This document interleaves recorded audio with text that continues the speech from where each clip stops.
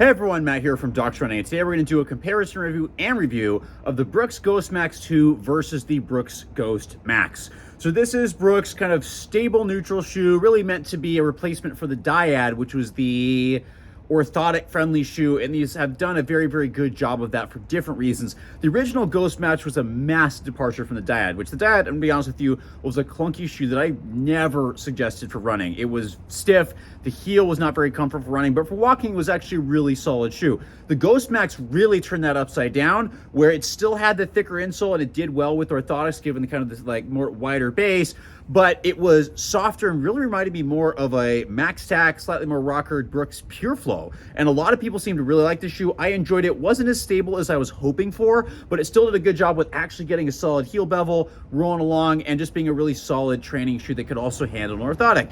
The Brooks Ghost Max 2 has some of the same elements, but really changes things and moves things back toward the Dyad while still being a little bit more updated. So the purpose of this is going, hey, if you're interested in the Brooks Ghost Max 2 or the Ghost Max 1, which one should you choose, and should you even be interested in this in the first place? So let's start with specs first. Men's size 9 over in the Ghost Max 2 is coming in at 10.8 ounces, so a large weight increase. Women's size 8 is coming in at 9.5 ounces. Over in the original, it's coming in at 10 ounces for men's size 9 and 9 ounces for women's size 8. Stack height is exactly the same, although it does not look like it at all because of the sidewalls.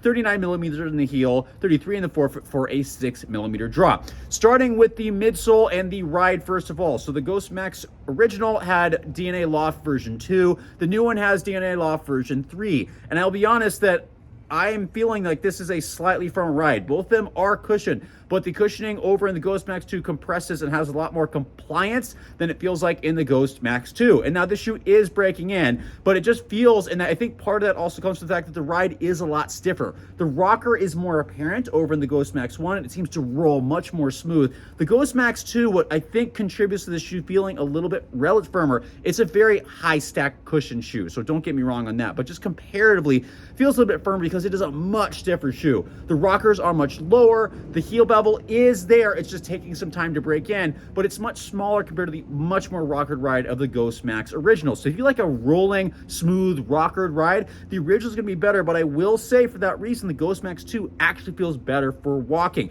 and it also feels far more of a stable neutral shoe. I didn't feel, as I broke this shoe in, I got about 50 miles on my pair in the original, I didn't feel like this was that stable neutral as this broke in. The new one, the sidewalls are really good, the platform is much more stiff, and for those that actually want a stable neutral ride, the Ghost Max 2 is actually going to give that to you, whereas the original is not going to give that to you as much. It's going to be much more of that neutral, but not unstable ride. But if you want an orthotic friendly shoe that also has a stable neutral ride even without an orthotic, that's where the Ghost Max 2 is going to be better. Just know that it comes in a little bit clunkier and takes a little bit longer time to break in, but it is slowly breaking in after about 20 miles, just a little bit less rockered if that's something you don't like.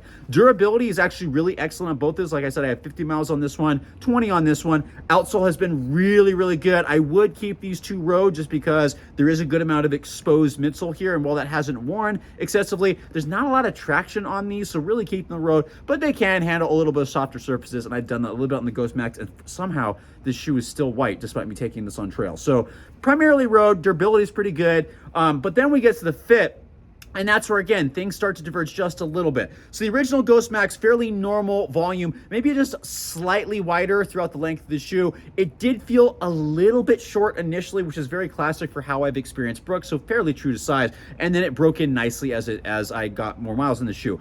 I will say the Ghost Max 2 has felt a quarter size short this entire time. I've got a little bit of chafing on the end of my toes. It is slowly breaking in as I get more miles, but I'm gonna encourage you, if you're between sizes, really consider going a half size up, especially if you're getting an orthotic, because while the insole is thicker, orthotics tend to take up a little bit more room. So definitely try this one before you buy it and put your foot in and go, hey, how's the sizing? Outside of that, volume is a little bit higher. The width through the midfoot and the heel is a little bit wider. The heel is very, very cushioned. There's a stiff heel counter there, but even those people that are sensitive to heel counters, you actually might not get bothered that much because there's so much heel collar padding back there. Unlike the original, whereas there was just a little bit less. So a little bit more plush over in terms of the upper on this side, but just fits a little bit shorter. A little bit more like performance-esque Over here, it's not a performance shoe, but just a little bit more thinner, streamlined upper in the original. So if you want a little thinner upper, a little more like kind of lighter weight, the original is going to be better. If you just want that thicker shoe, the upper that has a little bit more plush cushioning,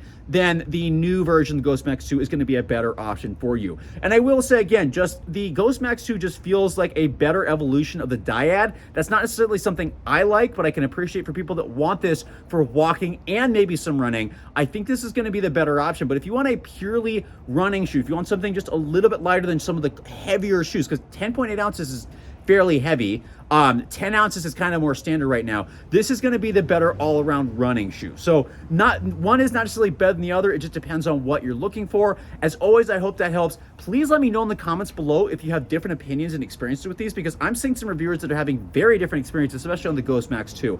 So let me know what you're feeling. Let me know your experiences. And always, I hope this helps.